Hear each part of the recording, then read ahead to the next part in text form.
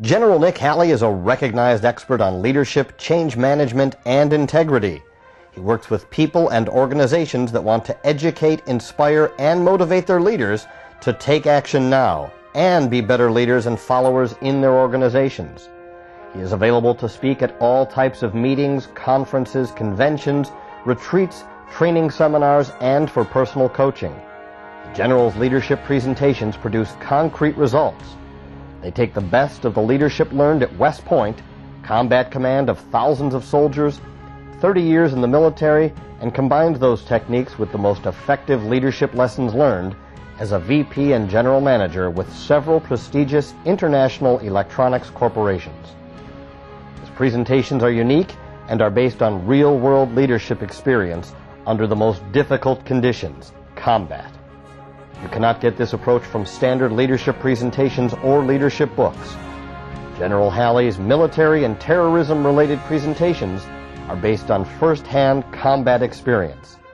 They provide a unique perspective and are based on graphic, inside information. His presentations and seminars are thought-provoking, inspirational, motivating, and informative. The presentations change attitudes and actions.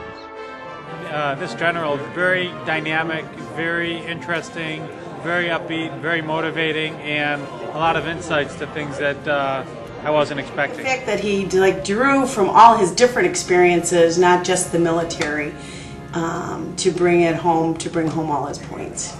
It was wonderful. Today there's a new audio tape said to be from that guy, so why can't they find him? Joining us from Chicago now is retired U.S. Army Brigadier General Nick Haley. He's a Gulf War veteran commander. Good to see you, sir. Thank you. Thank you very much. Good to be with you, Chef. Why is it so tough? Yeah. Well, he's moving from place to place, and of course he's moving in population areas where the people are friendly to him. So it's very difficult to find a moving target like that. But just as we did with Saddam Hussein, sooner or later we'll get him cornered and get him. You know, well, it's great to be here and great to be in North Carolina, and I'd like to thank Benny for welcoming me back to North Carolina. You can tell from my accent I'm from the South, but I spent about 10 to 12 of my 30 years in the military right here about 1 hour away at Fort Bragg, North Carolina, so I feel like I'm going home. As you heard from the introduction, I've been very, very privileged in my life to be chosen to lead tens of thousands of our young men and women in the most difficult leadership environment, combat, and also to be able to continue my leadership time out in the corporate world at Motorola. So my passion in life and my mission has been to take the best leadership lessons that I've learned at West Point and in high levels in the military and high levels in the corporate world and put them together in talks and keynotes and training that are designed to teach and motivate and inspire our leaders in our organizations to take action now to be better leaders and followers in their organization. The first is controlling your ego. This is a really tough one for a lot of people. You've got to be able to control your ego to be a good leader. There's lots of people out there that will help you. You know, the main person that will help you do that is your spouse or your significant others, you know, where they say, you know, Mr. General commanded 10,000 people in combat, or Mr. CEO, go take out the garbage. So, you know, your spouse will help you a lot. And also, I've been helped a lot of times in combat situations with my ego, and I'd like to tell you a couple of those. The first one happened in Desert Storm. I was commanding like 10 or 15,000 people, and we were charging up across the Iraqi border, and I was in the group that went all the way up to the Euphrates River, and then we turned east and attacked the Republican Guards. I was in charge of that big group. And if you ever get to the place where you can stop and perhaps get a little bit of sleep, then the driver and your command sergeant major pitch a tent, and all of you stay in that same tent, because even the general stays in that same tent. So up in Iraq on the first day of combat, we'd been fighting all day, and we were getting close to the Euphrates River and the place where we could stop and get a couple hours sleep before we attacked the Republican Guards the next day. So I thought, here's my chance for the big airborne ranger commanding general to show the soldiers that I'm just one of the guys and that I can do work just like they can. So as we neared the place where we're going to stop, I said, Sergeant Major, how long is it going to take us, with me helping, put up our tent? And he looked up at me very respectfully and said, sir, 10 minutes if I do it, 20 minutes if you help.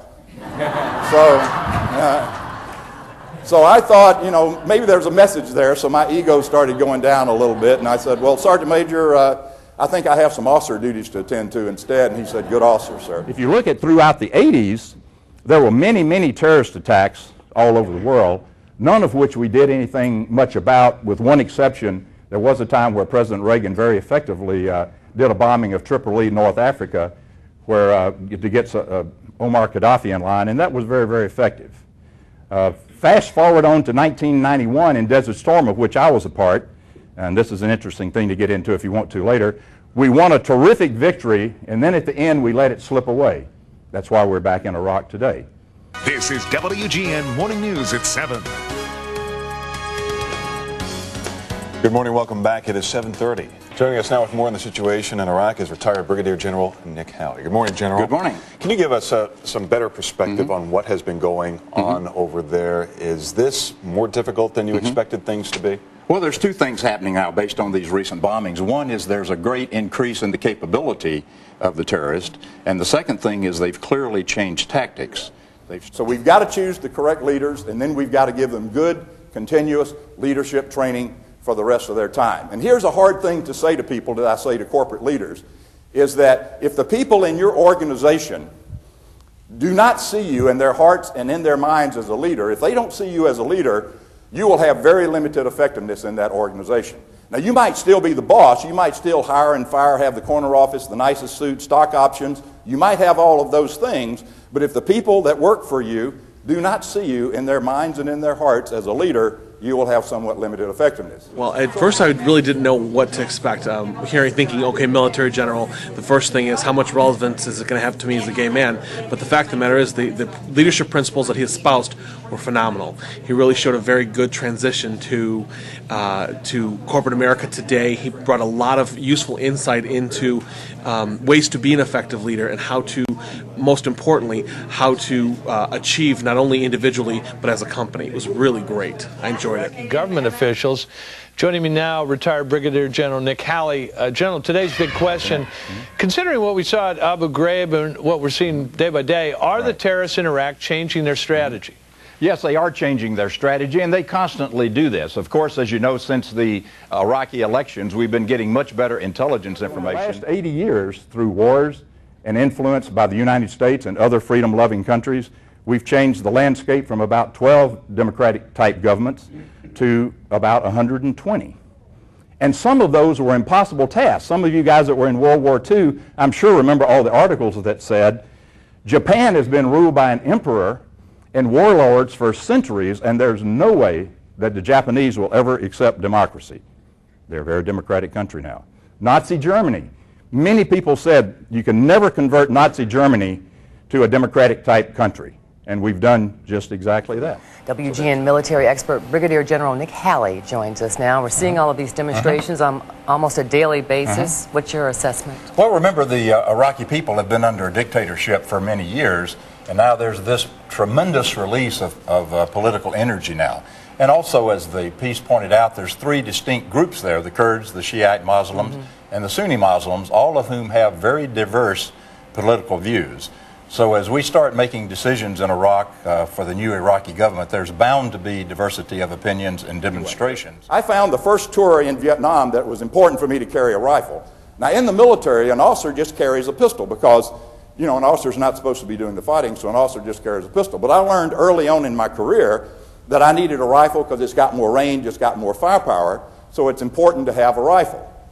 Plus, the enemy has these guys they call snipers.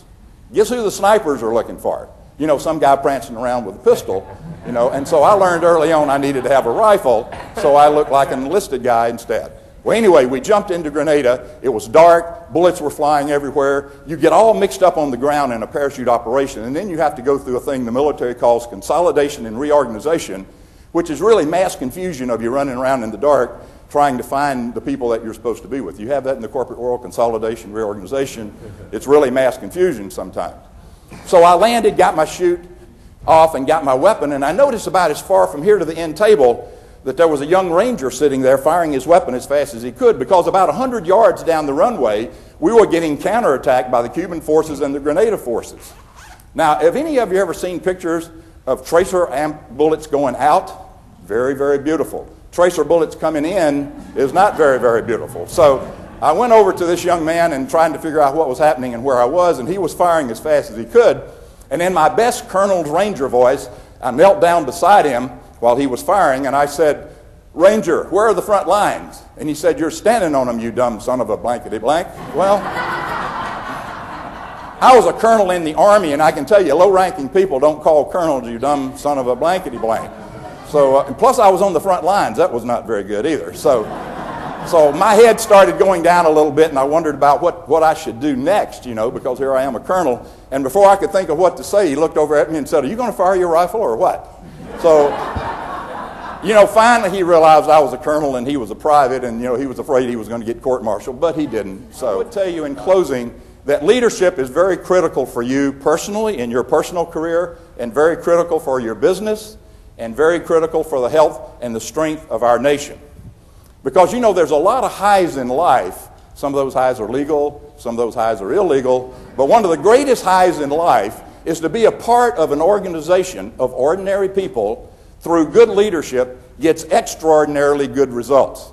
That's one of the greatest highs in life, and I hope that you can all experience that, because it's very important for us to provide good leadership. I thought his speech was excellent. I enjoyed it very much. It was filled with a lot of facts and details that normally you don't get, you know, from the media. So it was a great presentation, and I really enjoyed it. But intelligence is not like you see in some movies where somebody finds a manuscript or a microchip and you take it back and you put it on the screen and there's all the plans of the enemy right there. You know, intelligence is a little piece of information here, a satellite photograph there, an intercept from a telephone conversation here, and you put those all together and then you try to find what's going on.